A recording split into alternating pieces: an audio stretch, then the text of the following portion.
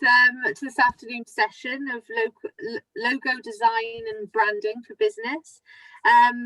It's a small group today, but if I could just do some housekeeping rules, that we'll stay on mute while Sam Jones will lead the session, and then if you have any questions, if you could just pop them in the chat as we go along.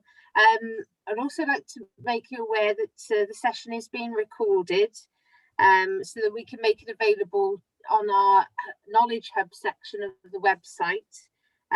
So if you've got any issues with that, if you could let us know by email, that would be much appreciated. So like I say, Sam Jones will be taking a lead today. She's a digital marketing expert and graphic designer, and I'm delighted to welcome her on behalf of Tyfu Cymru, and I'll hand over to you, Sam. Thank you. Okay, let's do a quick screen share. Okay, can you see my screen? Yeah. Yeah, brilliant. Okay, so a little bit of background about myself before we launch into this. So I've been working in media since 1994, giving away my age a little bit, starting my career at the Sunday Times, putting together the various different supplements and news editions on the Sunday Times. Gave me a great sort of springboard into leaving university and sort of moving into media itself. But of course, with media sales dropping, newspaper sales dropping and everything going online, I've kind of had to adapt and grow as technology has moved on over the years. After the Sunday Times, I moved to Cardiff and spent a further 15 years working for Media Wales, where, like I say, you know, a lot of the content that I was producing, a lot of the graphics and branding was actually being produced to go onto their website. So that's a little bit about my background. I ran my own business for about 4 years, print and digital marketing platform, and within that, you know, produced various different logos, pieces of artwork for many different types of businesses, and joined InSync about 3 years ago.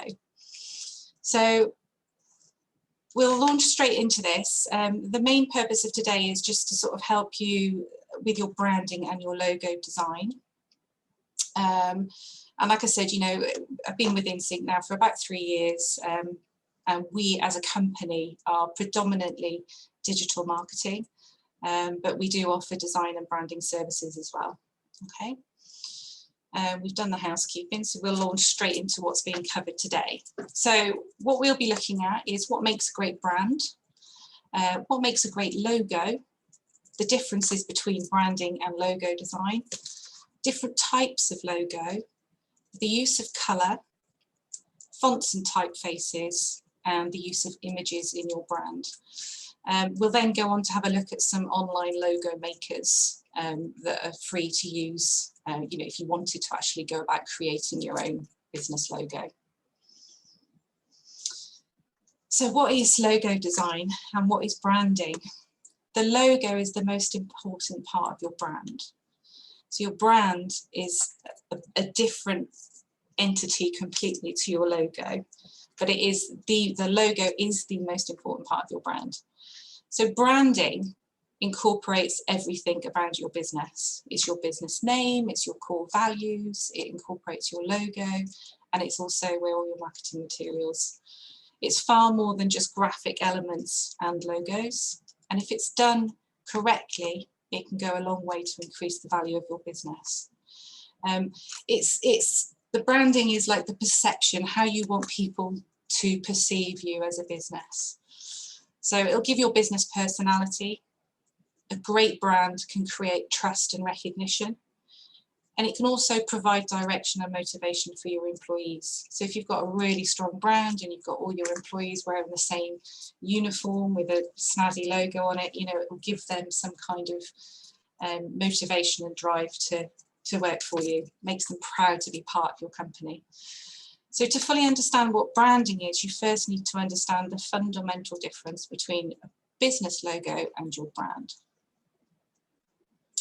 So your logo identifies your business.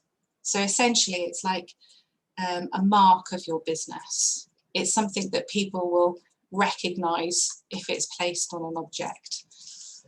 So a symbol or mark of your business, and your brand is the perceived emotional image of your whole company. Okay, so that's the fundamental difference between the two. So what makes a great brand? Consistency, trust, personality, recognition, loyalty, direction and motivation, which we just talked about, and your strong core values. Now I've picked up on today, for today's webinar, we're going to talk a little bit about John Deere and their strong branding. And you know, you probably, everyone's familiar with John Deere. The company's slogan is "Nothing runs like a deer." And what they've done is they've created a really strong brand, a really strong logo, which over time has evolved, but it's always included this dancing stag, or this jumping stag, I suppose you can call it. They use it in different formats, different colours, but they produce this branding document which clearly states how the logo should be used and where the logo should be used. Back to this. So a little bit about John Deere. They were founded in America. They started off making pitchforks and shovels, and quickly needed to upscale, making ploughs, and producing really sort of good quality, heavy industrial farming equipment. He understood his audience from the outset, so he quickly learned that he had to build trust with that audience. For when people came to him, he needed to have plenty of stock. They could just walk in, walk out with the product. It's an expensive purchase, a lot of his products, so he has to be very clever with his branding. He has to be really clear, and he needs to stand alone, which he clearly does. But just ask yourself as a business, what do you want your business to, the message your business to put across? What is that message you're trying to portray? And try and include that in your branding. So a little bit about John Deere here. You can see, you know, he's got very strong core colours, and he uses those effectively across his whole brand, in all his marketing assets, in the uniform of his employees, on his logos, even in, you know, things that he may give away at promotional fairs. But everything is strongly branded, and that goes back to the consistency. Trusting, you know, he provides a really good service. He's got a good personality behind the business. You know, everybody recognises this. He's got a loyal following. People know of him. They know that he's reliable, and they can provide him the equipment that they supply. So that, you know, they're confident in going to him. But yeah, very strong core values. So that's a little bit about branding. But what makes a great logo? Of what makes you stand out to your customers?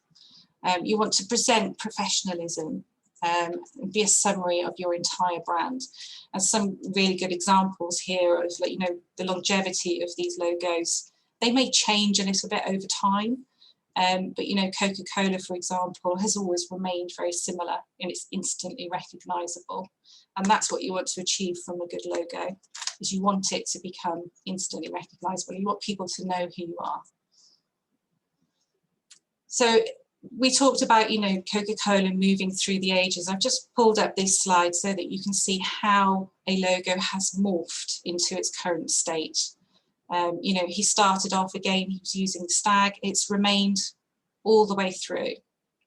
Again, to keep that consistency, he might have changed the actual styling of it, but you'll notice it's always jumping in the same direction, from right to left. You know, very little really has changed with this logo, other than it's become modernized and fresh as it goes through the ages.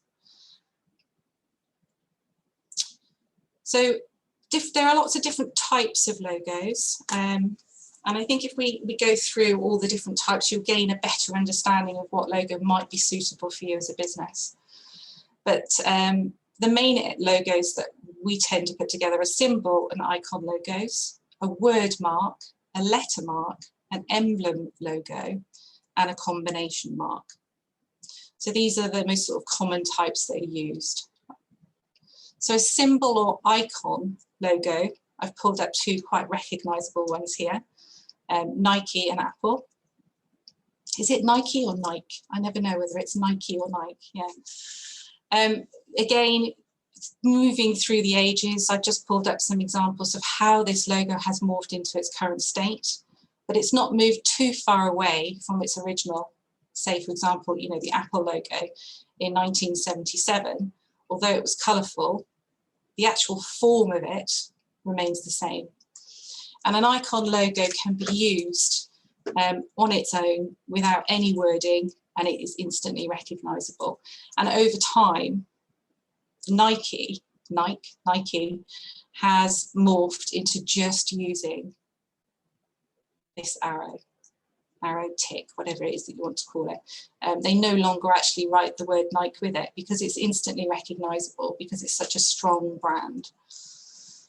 You'll usually find these used by the larger brands and the brands that have been going for many, many years. And it's quite, I wouldn't say risky to try and start from scratch to do this for your own business, but a very brave thing to do to just use an icon logo initially if you're just starting out creating a logo. Word mark. Now we use a word mark logo ourselves. Basically, our logo is our symbol, and it's just the word of our business, and that's all it is. We want to get across a very simple message. We don't want it to do anything fancy. It's quite serious, the kind of work that we do.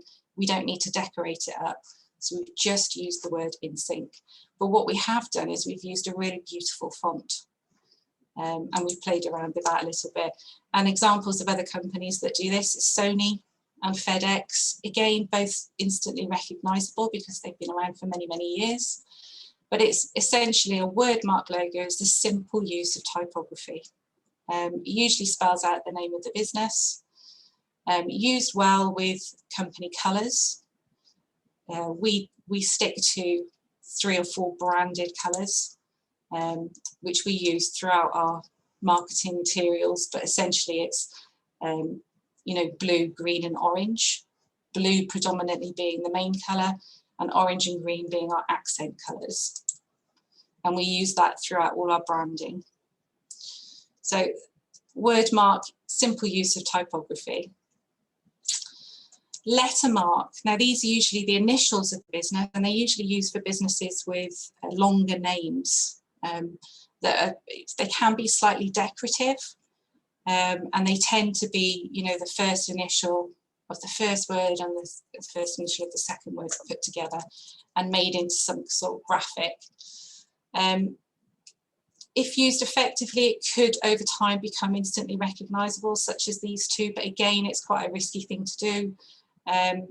Usually you'd find if you're using a letter mark logo, you might choose to put the whole logo underneath as well, the whole name of the business underneath this for a good few years before it becomes recognisable. Excuse me, let me just turn my notifications off. Something I failed to do.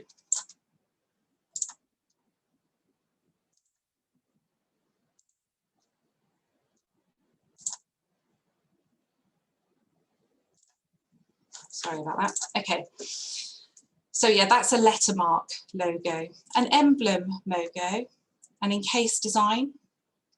These tend to be a bit more fancy, a bit more decorative, not so popular in current day designs, but you know, quite effective. And again, over time, they will become instantly recognisable. The Harley Davidson, you know, I don't think they'll ever move away from using anything like this. The drawbacks of using quite an emblem logo is that when you shrink a logo down and you use it in a small format, it can get quite difficult to read. So they're great when they're used large and they're used on like company logo shirts and, you know, baseball caps, that kind of thing. But when you're thinking, you know, your small Facebook icon, for example, it's not going to be very well read. So you'll tend to lose some of the detail.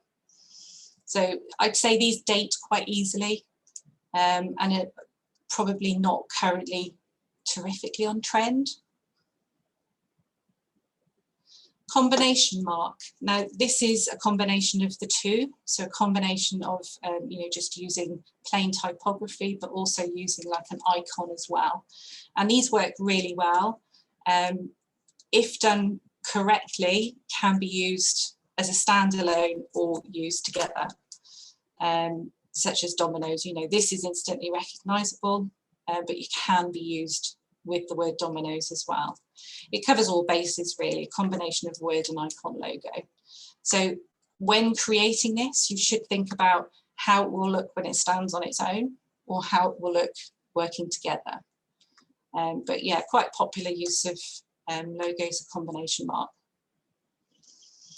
So we've looked at the different types of logos. We're now going to have a look at the use of colour.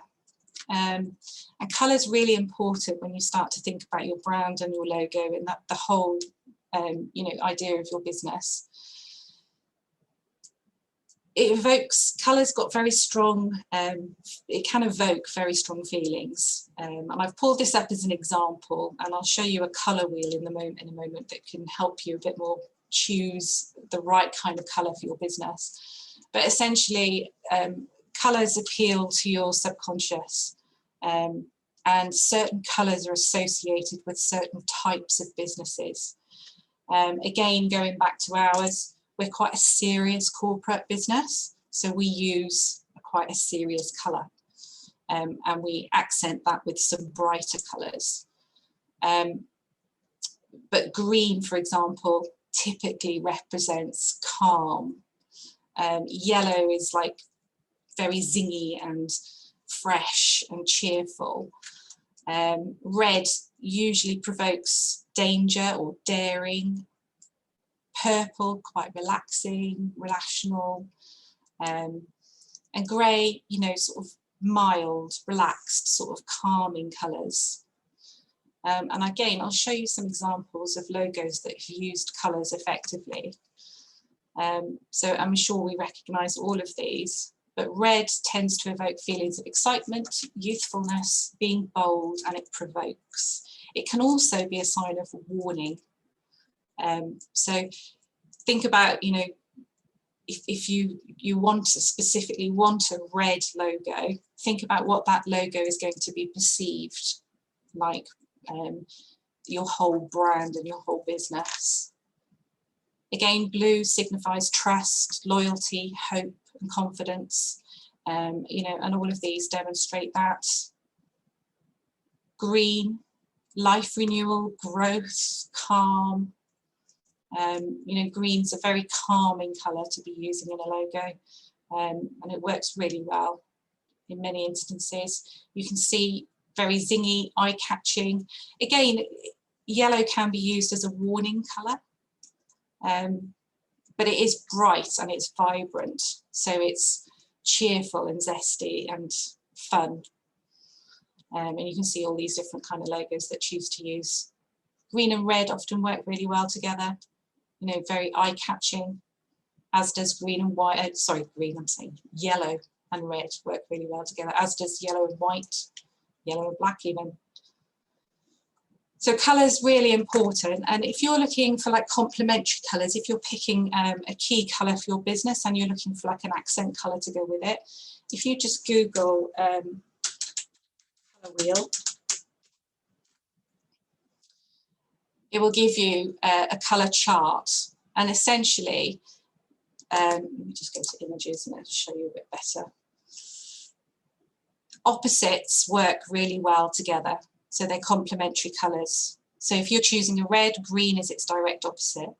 If you're choosing blue, which we've done, we've got like a blue as our main corporate colour, but we have accent colours of like a lime green and an orange.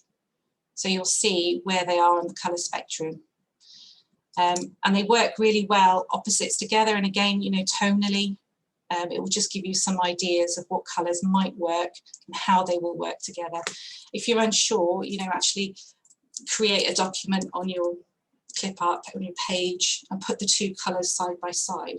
But there are plenty of online platforms that will help you with the colours that you want to choose. It's just a case of going in and having a look to see what might be suitable for your business.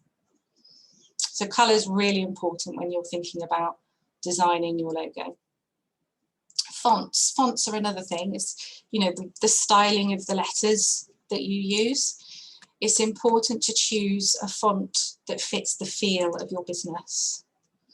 You know, so if you're trying to portray something really serious, you might want to go for a sans serif font, which is a font such as this without any curly bits on it. And I'll show you some examples of different businesses using different fonts. So this one, for example, you know, it's quite a serious corporate business, but, you know, they're injecting a bit of fun in there by using some colour. It's not too serious. Burger King, however, is sort of family friendly, appeals to all age ranges. And, you know, and what they've done here is quite clever. They've actually made the logo look like a burger by putting the words in the middle. Script fonts, I'm just going to quickly whiz through all the different types of fonts that you could be using. If you are thinking of using a script font, which is like, you know, an italicized, handwritten, decorative font, just be mindful again, similar to your emblem logos, they work really well in scale, large scale, but when you scale them down, you tend to lose a lot of the detail and they become difficult to read. They might look beautiful, you know, on your computer screen really big, but when you put them into your little social media icon or have them on your website small at the bottom in the footer, they're just not going to work. So just be mindful when you choose your script fonts. Not all script fonts, you know, are to be ignored, but just bear in mind the scale of your logo when you shrink it down and how readable it's going to be. I mean, if you look at, for example, these Find Us On logos, they're very simple and they work regardless of their size. And an example of this, of a business who did use a script logo, who over time have moved away from it and brought it more into line with what's happening today, is Pepsi Cola. So you can see, you know, it started off quite dated in 1898. And as it's moved through the ages, 1940, it's still, you know, a bit fancy. Doesn't work quite so well. You can't read it quite so well on the lid. This one reads better, but this one reads even better still. To the point where, you know, they've become so recognisable, they've just gone for the logo that stands on its own. And it is completely recognisable now. If you saw that anywhere, you'd instantly know what that was. So they've chosen to move away from this completely. And it's just an example of, you know, how a business has morphed into something over time.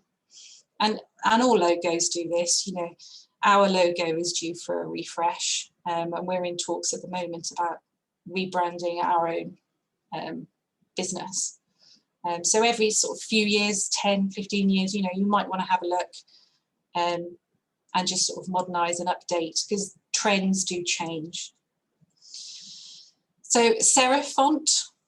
Serif font evokes the feeling of sort of traditional, classic, easy on the eye. You'll notice that a lot of old books are always written in a serif font because it's easy to read. It's comfortable for the eye, it's not quite so jarring. It also gives a sense of authority and creates quite a high-end look. Now, I love Zara's logo. I think it's just so beautiful the way that they've used it. It's a lovely font on its own, but actually when they incorporated it into their logo and the way they've overlapped it all, it just looks really, really strong. And again, instantly recognisable. They use it across all their marketing assets. It's nearly always black and white, doesn't need to be anything more, and it's just a beautiful use of a font. So, you know, it's quite high end, it's luxe, It promotes the look of class, and also it can evoke the feeling of being quite well established and trustworthy. So that's you know, a basic serif font. I wanted to show you whilst we were here. Is it Google? Here we go. Google have dabbled with the two. So they've played with both a serif and a sans serif font. And they're quite a good example of a company, you know, that can flick between the two. At the moment, it's, I believe, a sans serif. Yeah, here we go. And they've sort of moved with the times, really. They've experimented using both. And at the moment, they're going for a sans serif font. But you can see that their whole brand is all based around these four core colours. It's always used in the same way. The G is always blue. The O is always red. And again, that promotes recognition and consistency. So think about that again when you come to think about your overall brand and creating your logo. If you're using several colours, always use them in the same way throughout all your marketing assets. Don't go chopping and changing. The reason that Google is so recognisable, obviously they're very well known and they're everywhere, but it's the consistency of using the colours in a set way all the time. The G, you know, it's always blue, green, yellow, red. It's always used in the same way. And that helps, you know, helps with their overall brand awareness. Slab serif fonts. So they're a serif font, but they're chunkier. Commonly associated with businesses that want to evoke the feeling of confidence, strength, boldness, solidarity. Really, really, you know, in your face, confident businesses. So yeah, slab serif fonts work really well for that kind of business. Yeah, we've been through all that. So serious, reliable, and you can see, you know, we've discussed Google, how they've moved from a serif to sans serif. Typewriter fonts.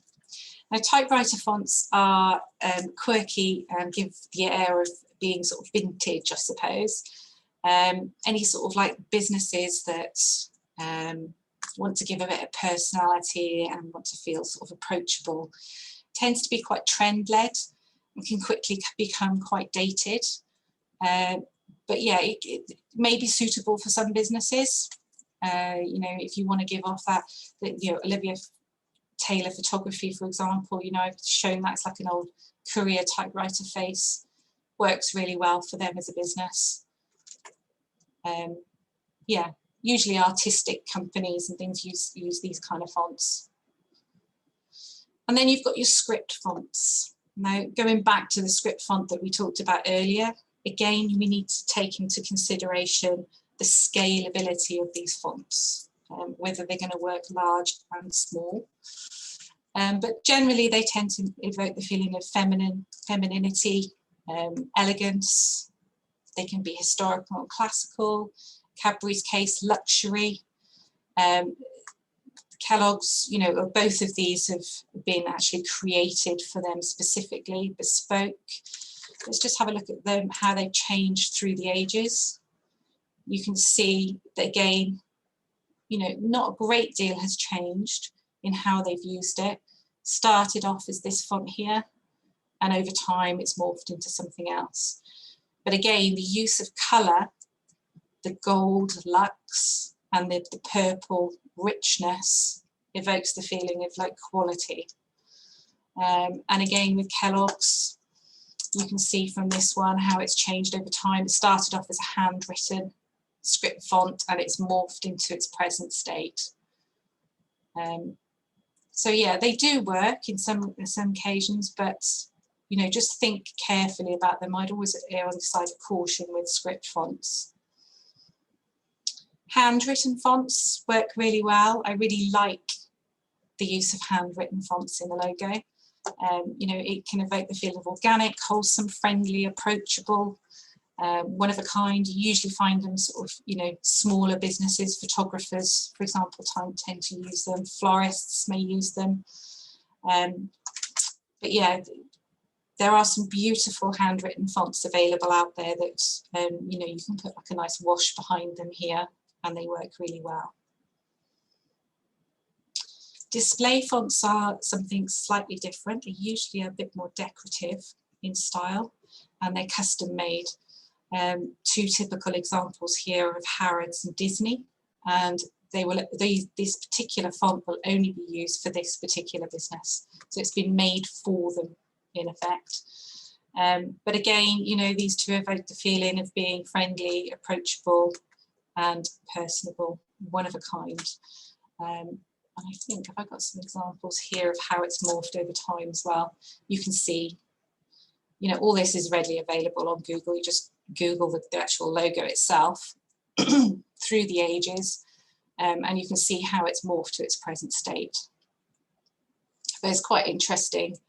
I love this kind of thing, and I'm quite often online having a look at various different logo makers and how people have morphed from one thing to another.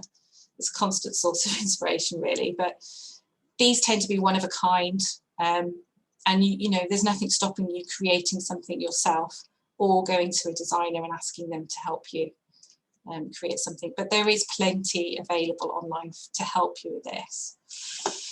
So we've looked at branding, we've looked at logos, we've looked at the types of fonts, we've looked at colours. As a whole, I'd say if you're thinking about creating a logo, is to keep it simple, stupid. And what I mean by that is keep everything consistent. That's hugely important.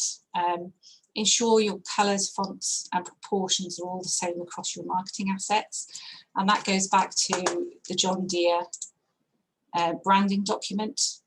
You know, something like this, create one of these for yourself to just demonstrate how the logo can be used in different scenarios. You know, you might want to put your logo, your icon here and the description alongside it. You might want to stack it. Again, you know, this doesn't work very well small. It might be more appropriate to use this as the smaller option. You know, the spacing around, the spacing between your icon and the actual wording of your logo. Create just a dummy document like this and stick to it and use it for reference. And that will help your logo sort of morphing into something else. It will help prevent that logo morphing into something else.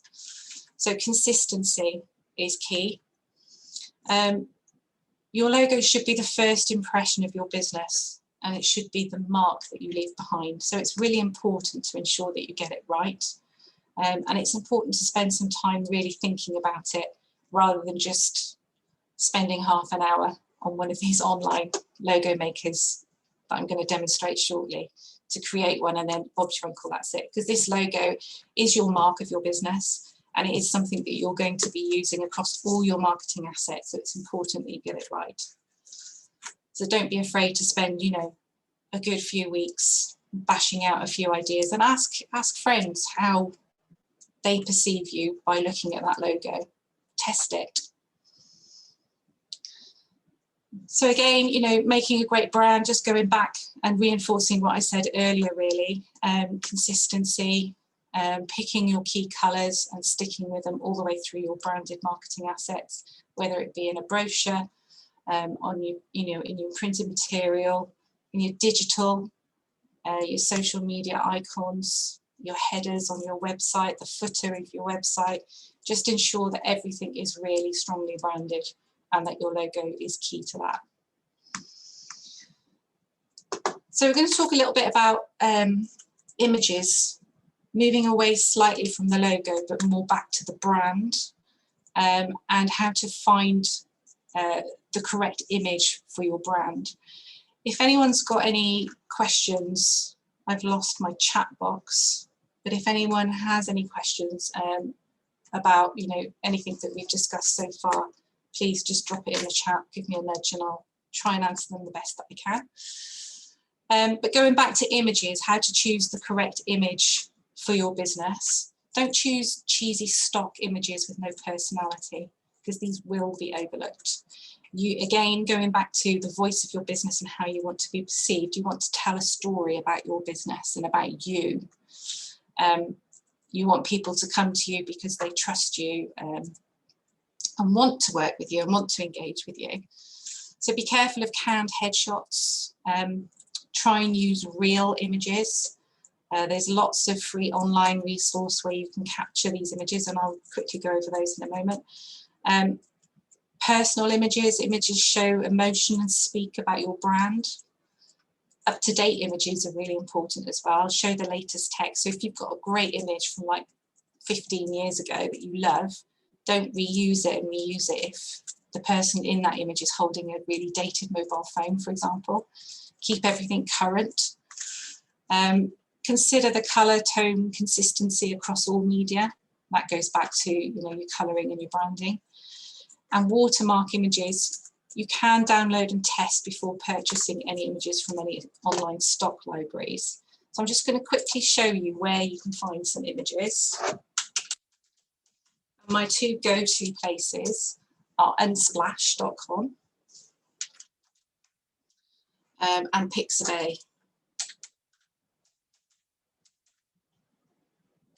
Spell it correctly. Okay. So let's have a look for some flowers. For an example, you just type in flowers and you get all these free images. If there's a particular type of flower that you're after, say a rose, you know, you can do more detailed searches and they'll come up, and all these are completely free to use. If you go to this one, you search for herbs and you get lots of different herb images, and they're all completely free. You just download them, resize them, crop them, and then pull them into whatever marketing assets that you want to be using. Always go for really high quality, good, high resolution images. And again, plenty of availability on here. On Pixabay, you've even got the choice of videos. Select now, my computer's ground to a halt.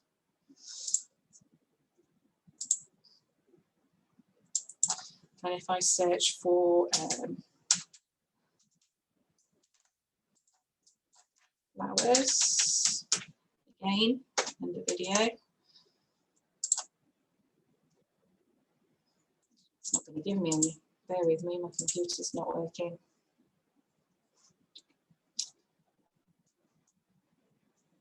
It appears there aren't any under flowers, but you can basically, you can search in here for videos as well. You can search for vector graphics. If you're looking to pull some graphics in, there's another platform you can use called Vecteezy. And again, you know, if you're looking for a flower vector graphic, vectors or photos or videos, they'll come up here. So let's see if there's any videos available. Yeah, so there's videos here. And they're all marked as free. And you just select them and you can download them and use them wherever you need to then. Here we go. My internet's grinding to a halt because I've got too many tabs open, I think. But yeah, Vecteezy, Pixabay, and Unsplash, really good image resource places where you can find free images and just download them. If you are looking for more sort of commercial-based images, there are paid stock libraries that you can go to. Shutterstock is a really good one. Dreams Time, Getty Images. They can be quite expensive, but you know, if you really can't find what it is that you're looking for on these two, then it may be worth having a look at these. It's usually a case of just finding the right image, downloading it and making the payment there and then. Sometimes some of them have like tokens that you buy, which will allow you to purchase you know, a set of images. But yeah, it's worth having a look at these other ones as well. So if you're looking to create your own logo, there are several different online makers that you can use. I'm going to demonstrate Wix just as an example of one, but essentially all these URLs would be available on the slides after, but it's wix.com logo maker. And it's very straightforward. You literally start. Has anyone got any logos that they might be thinking of creating? Or shall I just randomly create one?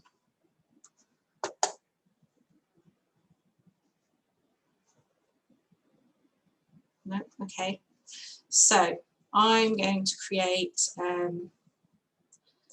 don't know, let's do one for create a logo yourself.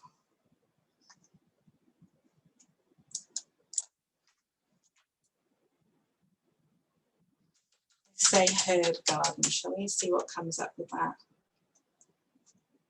I'm not going to do it. You can just put a sub logo in as well. What's the logo for? Add your business. Herbs or remedy store. Next. How should your logo look and feel?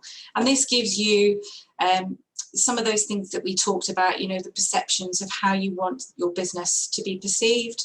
You know, do you want it to be timeless? Do you want it to be creative, playful, fun, fresh? Or I say herbs, let's say fresh. And it'll give you several different options: modern, timeless, creative. Let's see what that comes up with. Next. And then it will ask you which of these logos that you like. So it will create some logos for you. If you don't like them, you can skip. Let's go back one actually. It didn't work, isn't it? I don't like either of them. So you click that and it'll give you a different choice and a different choice. And basically you just go through this process until you find one that you like, or something that, you know, that you kind of like. I quite like that, so let's go with that. And let's go with that one. I want to be using it as a business card. I want it on my website. And I want to use it on social media. You click next. And it will create a logo based on what you've specified. So it comes up with these logos here. So it's a really quick and easy way to sort of, even if you don't want to use any of these logos, it can give you some inspiration. And you can go away and create it in a different platform. You know, this one's quite nice. It'll even allow you to go in and customize the actual logo itself. So if it's not quite right and you want a different icon, for example, you can go in and customize it from here. If you don't like any of those, you can load some more and it will give you some more choices. You know, they are pretty basic, but, you know, as a starting point, it's worth having a look at. Another one, for example, is looker.com. And this works in much the same way. Let's do one that I did before, big designs. Let's make a logo. And they're quite intuitive, they're quite easy to follow. Pick your industry. So I'm going to say design, graphic design, let's say. Pick some logos that you like, so it gives you some examples. I'm just going to randomly select a couple that I quite like the look of. Continue. Again, it gives you the colours that you might want to use in your logo. So I'm going to go for something quite zingy. Let's do green, pink. This is going to be awful now. Don't make these selections quite so quickly and freely as I am. I'm just using this as an example. Enter your company name. Big designs.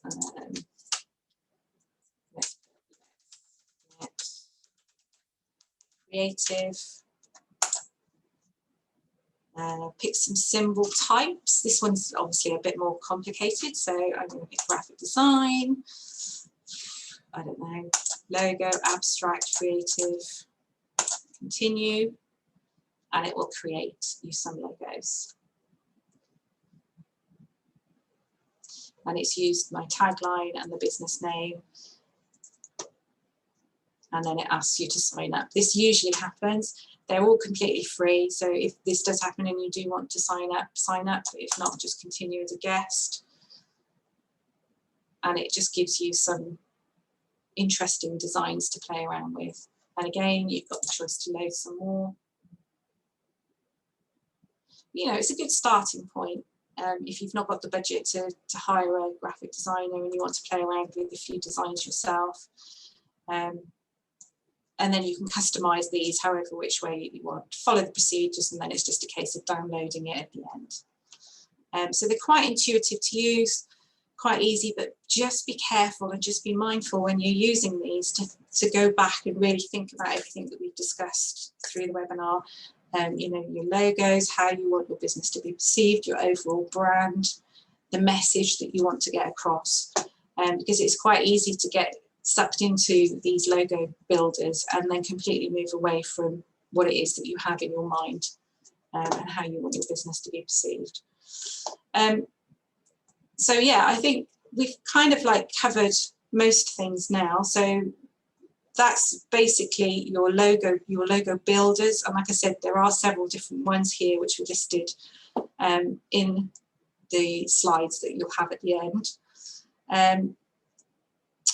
But just remember, keep it simple, keep it memorable, keep it timeless. Make it versatile so that it's scalable. Really think about, you know, you created this logo, how is it going to look on a scale, whether it be massive or whether it's small. If you're thinking of putting it onto labels or packaging or onto staff uniform, just think how that might look. Think about the different ways the logo could be used as well, going back to, you know, your brand document. Are you just going to be using this part of your logo, or are you going to be using it as a whole? Are you going to be able to stack it? Can you stack it correctly? Are you going to be using it in any other form? You know, are you going to be reversing the logo out of a colour, a flat colour? How is it going to look in black and white? All these things you need to take into account. You know, if you ever do, not that many people do newspaper advertising anymore, but if you were to place a black and white advert in a newspaper for your business, how is your logo going to look in black and white? These are all important factors that you need to consider when designing your logo. And, you know, more importantly, is it appropriate for your business? Does it work for your business? Does it say what you want it to say about your business? The perceived message, the branding, the overall branding is really important. And make it timeless.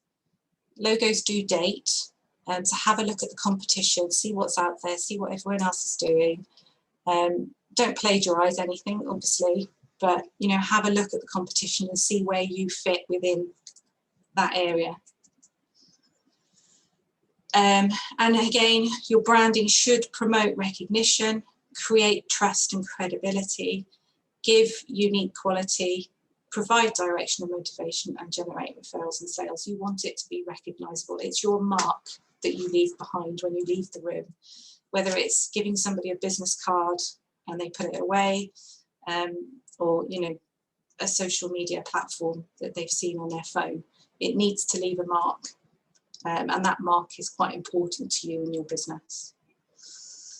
So I think we've covered everything, but if anyone's got any questions, please ask them now.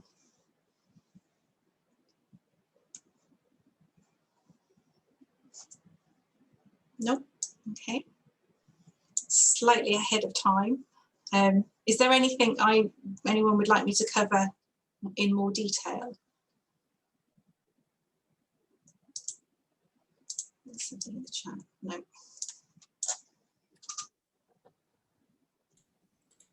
Great stuff. Thank you, Sam. Oh.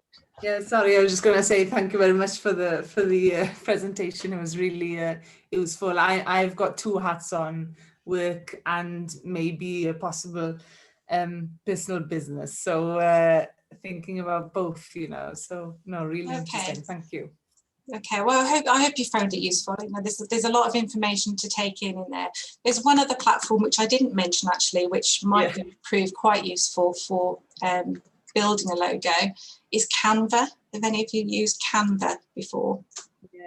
Yeah, there's a lot of resource on there that may help you build a logo as well. But I think just go right back to basics and just think about your overall brand before you start thinking about your logo, and then just, you know, carefully think about the colours, type of fonts, and the perception that you want to give out really for your business. Sam, do you ever consider sort of asking customers what they think of, if you're looking to change your logo and your branding, do you ever sort of seek, I suppose it's a bit of customer feedback on? Yeah, I think it's always important. Yeah, when you're creating a logo, you know, come up. I mean, if I was to design a logo now, I have a very detailed design brief and discussion with the client. I try to find out as much about that business as I can, and I usually produce 3 or 4 different designs based around the information that I've been given. And then those designs are there freely available then to the client to go put them in front of as many people as possible to get feedback. You know, what does this one say about my business? How do you feel this one speaks about my business? You know, and get as much feedback as you can, and then it's just a case of refining one of those logos until it becomes the logo that's required. So yeah, definitely, if you're building a logo yourself, have 2 or 3 different designs and put it in front of as many different people, family, friends, and ask opinions. And also have a look at the competition as well. Have a look to see what your competition is doing.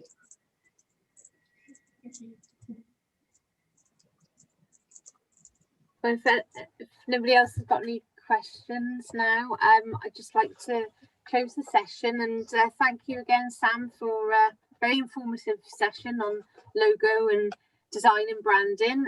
And if anybody does have further questions or would like to partake in any one-to-one training, please get in touch with us and we can organise that 100% funded. So don't be shy. And you'll see in the chat that there's a link to a survey. If we could ask you to fill that in, it really does help us plan future events. So thank you all for attending today, and we'll see you again shortly at another event, hopefully.